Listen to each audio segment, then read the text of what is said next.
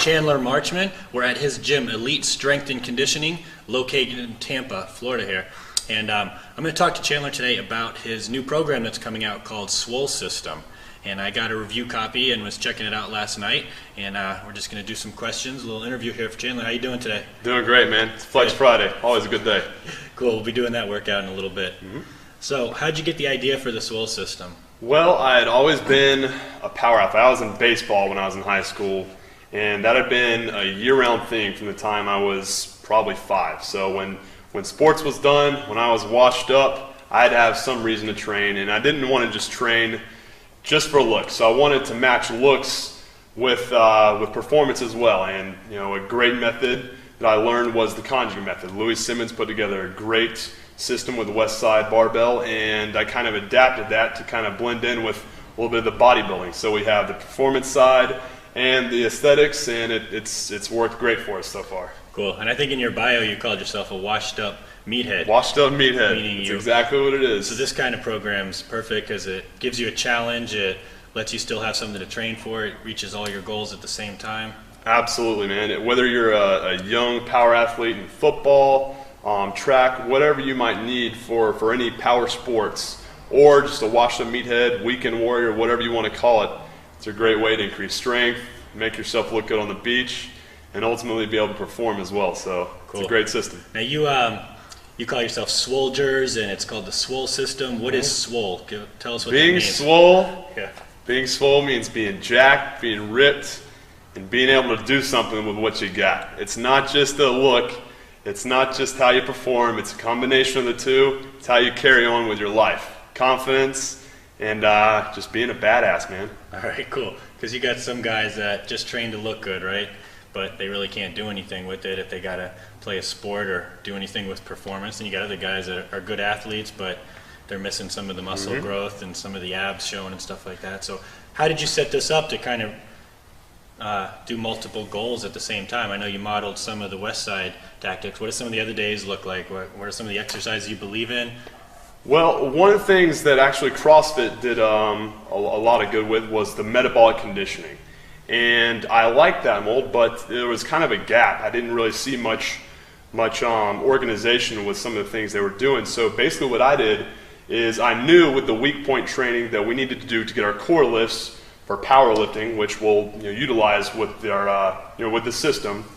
In order to increase those lifts, we had to match it up with the weak point training. And basically, the metabolic conditioning we do on our brick shithouse days, that is addressing those weak points. And because it's in a circuit format, where it's strengthening those weak points while also keeping our heart rate up. So it's a great way to basically maintain the muscle that we've worked hard to develop while also keeping our heart rate up, increasing our resting metabolic rate, and burning a lot of fat. Okay, so is that the conditioning or the cardio part of the program? Absolutely, it's the man cave cardio. All right, so that's once a week or so? We do that about once a week, and then again every day with our finishers. Okay. We have basically like a miniature brick shithouse day. It's about 5 minutes. And it's a great way to finish the workout and get a little bit of conditioning in as well. Yeah, some of you guys might have seen another product Chandler's got that we sell called Hybrid Finishers, and he's like an expert on finishers. Basically, instead of doing 45 minutes to 60 minutes on the treadmill at the end of your workout and turning a workout into like a 2-hour thing with boring cardio, he's put together these circuit-type cardio sessions called finishers that you do at the end of your workouts. They're quick, 10 to 15 minutes? Less than that, 5-10 minutes. 5-10 minutes. It's quick and intense. And it's not heavy weight. You're using like light dumbbells or barbells, and you kind of go through rounds and you get your cardio done fast. So that's definitely cool. And you got that in every workout? Every workout. Cool. Every workout. Now, at your gym here, you train a lot of high school athletes. You've got some college, a few pros. We have everything from the high school, college, and professional athletes to guys like myself that just want to continue being in the shape that they were when they were in active sports, and even pushing past that. So we have guys that just want to look good, but also be able to, in a pickup game of basketball on the weekends, really, manhandle people. So it's a great combination of, like I said, the performance and the aesthetics. We want to look good, but we also want to be able to perform as well as we look. So we have two demographics. We have the meatheads and the guys that are still competitive in sports. Okay. Now, do they using the same kind of program? Is that where it came from? All the same, all the same. Yep. All right, cool. Everyone is doing the same things. We have our days set up to where they're going to benefit through our core lifts, and every one of our core lifts has a specific goal. Every one of those goals matches up with the goals that our athletes and our meatheads have. So ultimately, it's regardless of what you're coming here for, you're going to get the benefit from our training. Okay. Now, looking around at the gym, I'm seeing a lot of really cool stuff. I don't know if you can see it in the video here, but Chandler's got all kinds of equipment. Some of this stuff you might not find at a regular gym, or if you've got a home gym. So I guess I'm asking, do you have to have any special equipment or anything like that to do this program, or what is required? What do you have to have access to in order to get the full benefit from it? If you have the equipment that we have here, some of the specialized equipment, it does make a difference, but not so much so that if you follow our system using the basics, just barbells, dumbbells, you'll still be able to benefit from it. Okay. It's more about the system. It's more about, just the core lifts and the very simple movements that we're doing after those core lifts that make the difference. It's having that organized system in place. Everything's percentage based. Everything's put in place for a reason. And it's more about the system than just what you're throwing on top of things. The chains, the bands, the strongman stuff, it does help, I'm not going to lie, but ultimately you will still be able to get awesome benefits and awesome results with just the bare bones. So there are replacement things you can do if you don't have something? Okay, absolutely. Cool. Now, do you need to have someone to train with to do it, or is it something you could do by yourself? I always tell people it's good to have someone training with you. It pushes you harder, and a lot of our system is based upon what I learned in the college strength conditioning. And that environment, it's all about competition. People pushing each other to be better. And if you do have someone, it will help you push harder for getting those results faster. But also on a max effort day, just for safety reasons, you don't want to be on a 1 rep max on a bench press and have yourself get tricked by the bar. You want to make sure you're minding that, but it does have its benefits past just the safety. You're going to be able to be pushed harder, and when you are pushed harder, your intensity is there, and your intensity is there, you're going to get results a lot faster. That's what we want. All right, cool. Girls and guys, make any difference?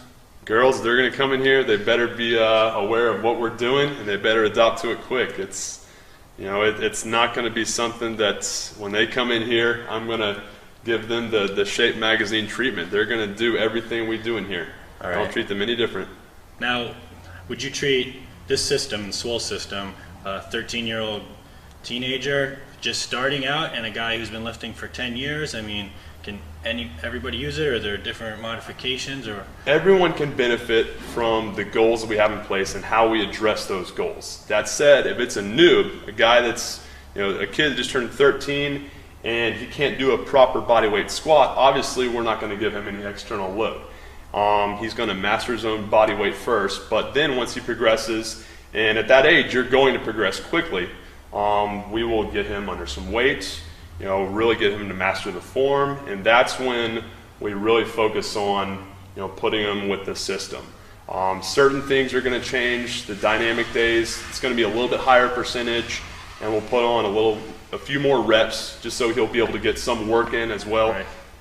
But ultimately, the same goals apply, and we're going to train them, with the same principles. And you have videos up too showing how to do the different exercises. Absolutely, form is really important, man. That's huge. If a lot of times you buy workouts and you read it, but you don't know how to do the exercises. I've bought programs. I'm like, I don't know what this is, and then I go to YouTube and you look up the exercise, and who knows if that person's doing it right. So here with the Swole system, you get all the videos with it, and it shows you how to do it from a certified strength and conditioning specialist, Chandler here, and his team of trainers with all kinds of athletes that are coming here. So you're learning how to do all these lifts correctly and maybe differently. There's different variations and versions of a lot of these as well. So I think that's a huge component of the program for sure.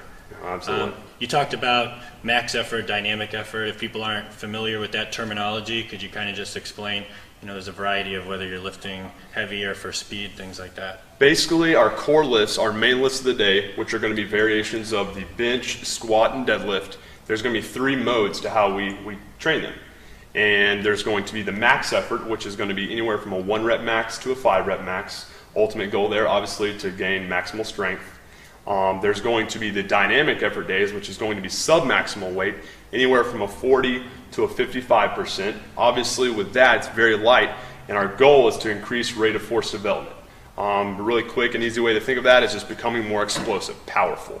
With that, it's going to be more sets but less reps. We're training our body to be faster, more explosive, so we don't want to have a lot of volume per set. We want to get our body to adapt to moving faster, not slower. Those last couple reps, if they're slow, that's what our body's going to adapt to. So with that, few reps, and then we have our repetitive days. That's more of the traditional meathead, old school bodybuilding. That's what's going to put on a lot of size and strength, strength endurance rather, and it's a great way to build muscular endurance as well. For a lot of the athletes we have, muscular endurance is very important, and when you match those three up, you're going to be a bigger, stronger, more explosive athlete or individual, which always helps in life. Plus the finishers for the fat burning, so you don't just get big and bloated and too big, which isn't the look people are going for nowadays. No, not at all.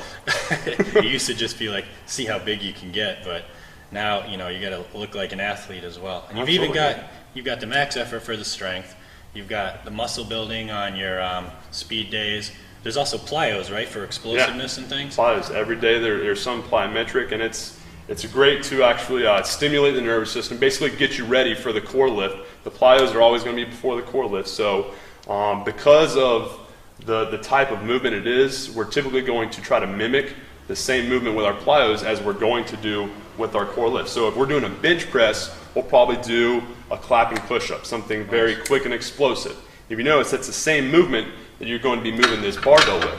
So it's basically getting your body ready to move fast and explosively while also training you to increase the rate of force development. It's almost like a warm-up, and it primes you for the movement you're about to do, get your nervous system ready for it, get you better at the main lift of the day. Yep. So how many days a week are you training for this? Our core lifts, basically, we're doing 4 days a week. Okay. No, 4 days a week. And outside that, the brick shit house days, our conditioning days, that's going to be once a week. Okay. Past that, it's typically us just getting here trying to recover. It is, it's pretty tough. It's hard on your body, but that's why we have our rest days, and we also have our deloads as well. And how long does a workout take? Less than an hour? If you're doing what you're supposed to be doing, it should take you no longer than an hour. Absolutely. All right, cool. All right, man. I think we covered our bases. Definitely check out Chandler's Swell System. If you want to